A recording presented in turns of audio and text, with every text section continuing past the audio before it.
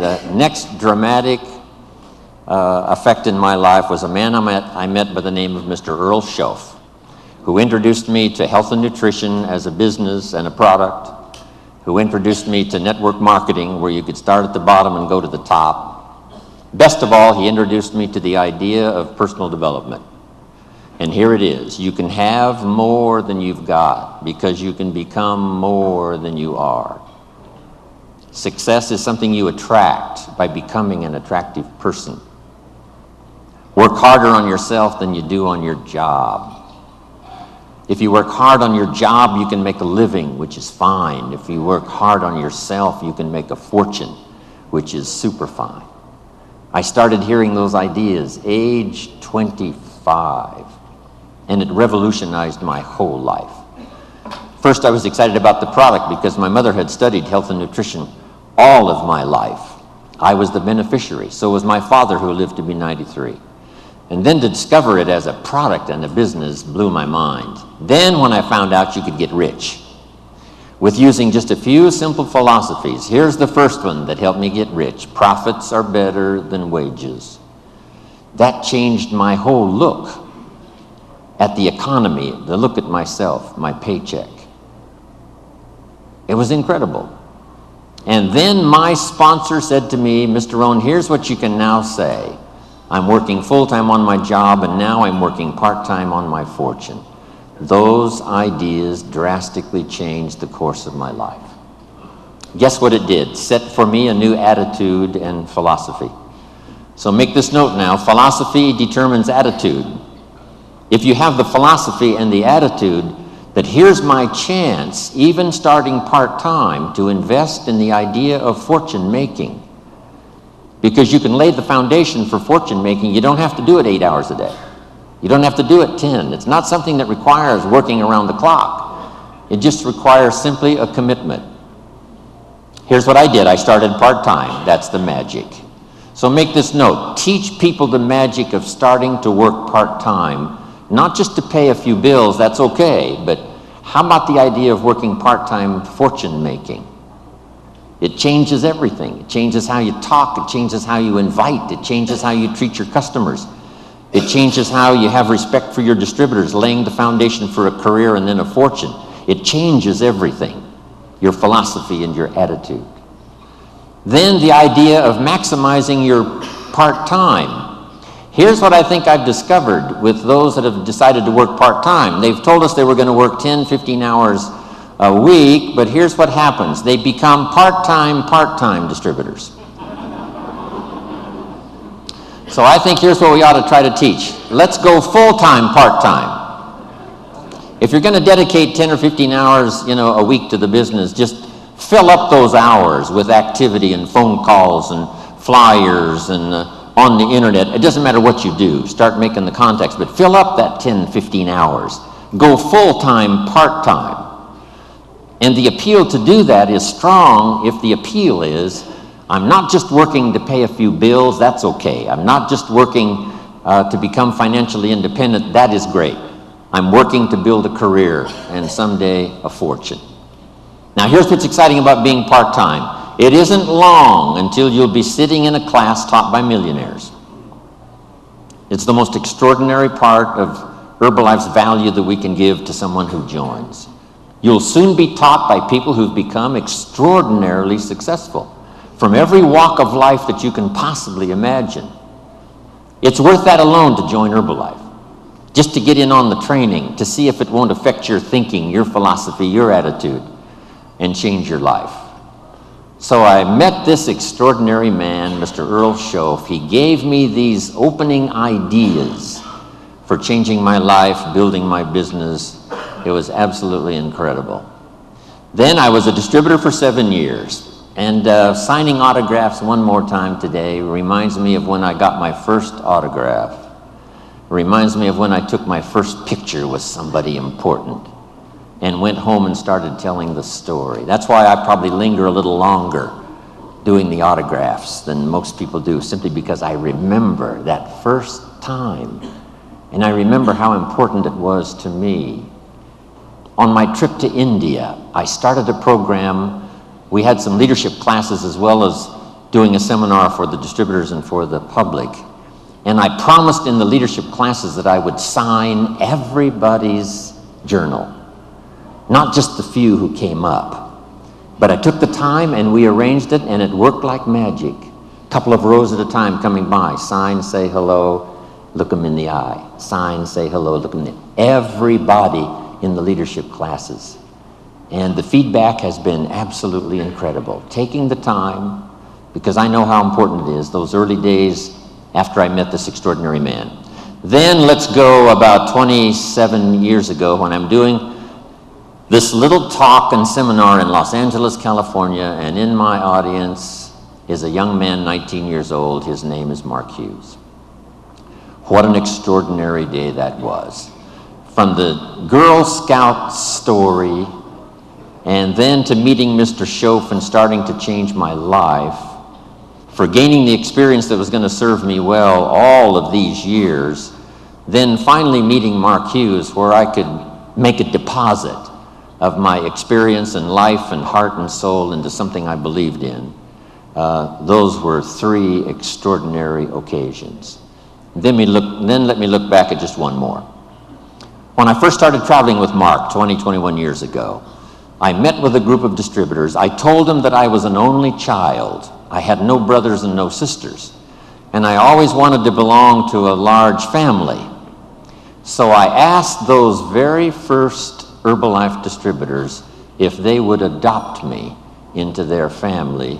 They agreed to do so.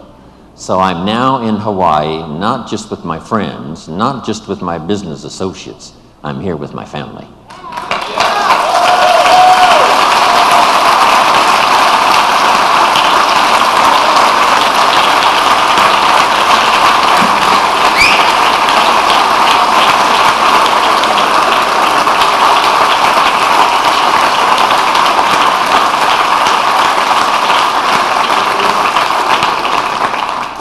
Now here's how the past becomes useful, not to live in the past and not to dwell in the past, but to borrow the experience of the past, and then here's the second part, invest them in the future. We sometimes make the comment, he has a wealth of experience, and see, experience is wealth. What we've been through is a treasure. What we now know is so vital, not just to ourselves and our families, but to the people we're going to meet in the future, and the ones we've helped to change their lives up until now. So the past is valuable if you gather it up and invest it now into the future. That's part of our exercise here these 4 days, remembering the past, using it as an investment for the future. Now here's the second one. We look back, yes, but now we look ahead. We look back for experience and we look ahead for inspiration, setting our goals, your family goals, your business goals, the person you wish to become, the skills you wish to develop, the people you want to meet, the places you want to go, the experiences you want to have, building a financial wall around your family nothing can get through, the health you want, the person you wish to be. All of those goals are important. Here's what my mentor taught me when I was 25, for your notes. He said, if you have enough reasons, you can do the most incredible things. He says, Mr. Rohn, I think you've got the experience and you've got the skills and you certainly have the desire. Here's what you might be lacking, a long enough list of reasons. Reasons that drive you, reasons that get you up a little extra early, reasons that keep you up a little extra late, reasons that make you a team player, reasons that make you solve the dilemma of your own challenges and then start helping somebody else with their challenges. Reasons. That's what makes the difference. In an Herbalife, we've got a lot of reasons based on our history and based on where we are. I think part of our reasons for the future is going to be just a little revenge. Right, John? A little revenge for the people who said we couldn't do it.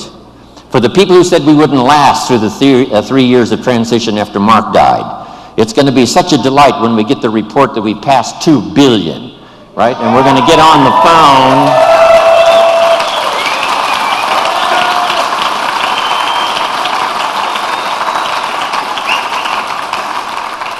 For those who said, you know, the chairman's club's going to leave and the president's team's going to leave and Herbalife is going to fall apart, we've got some good reasons now to succeed. And for those who said we wouldn't make it this far, for those who said now that Mark is gone, the dream is gone, we just can't wait to get to the 2 billion. Then the 3 billion. No telling who we will get on the phone and call and tell and show, and the pictures and the photographs and the albums we will have by the time we reach 3 billion. Our enemies will choke on all of the stuff we will have.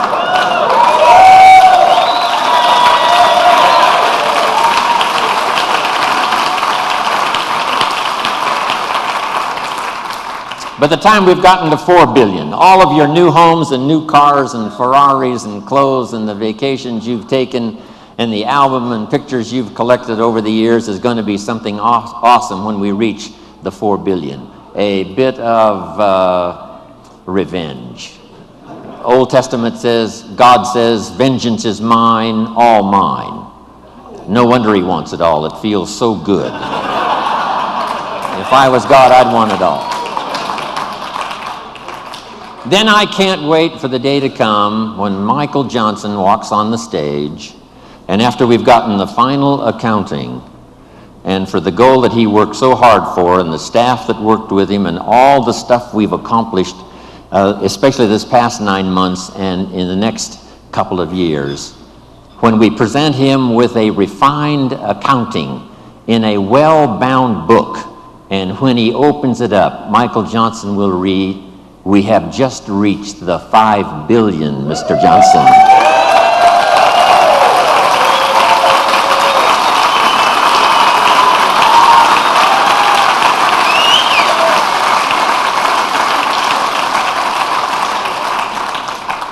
Of course, we paid the price. How many of you have children at home that couldn't come, that allowed you to be here? How many of you? Looks like almost everybody. When you get back home, tell them thank you from Jim Rohn for making those sacrifices so that you could be here. I'm telling you, when we get to the 2 and then the 3 and the 4 and the 5, here's what we're going to say. Small price to pay for the glory we now share with each other. It's going to be fantastic. So, look back, look ahead, set your goals. Here's the next one, and this one is so important. Look over your plans. Maybe you've got too small of plans. By the time we've finished here tomorrow, you might have scrapped some old plans and made some new ones, or made sure that the plan you've got is well tuned and well refined. As we speak, almost hourly and daily, the team at home office, continually revising, continually shaping, continually refining, making it more simple, making it easier to tell in terms of products, but all the rest of it, from the support staff, from all these countries represented here around the world, fine-tuning the support staff. That's going on while we speak. We should all do the same thing. I'm fine-tuning my own plan, right? These next years, working with Herbalife and all of you around the world, I've got some plans for myself, my own growth, my own development, fine-tuning my own skills. So look over your plans for the future, your plans for your family, your plans for your health, your plans for your organization. Make sure they're in place.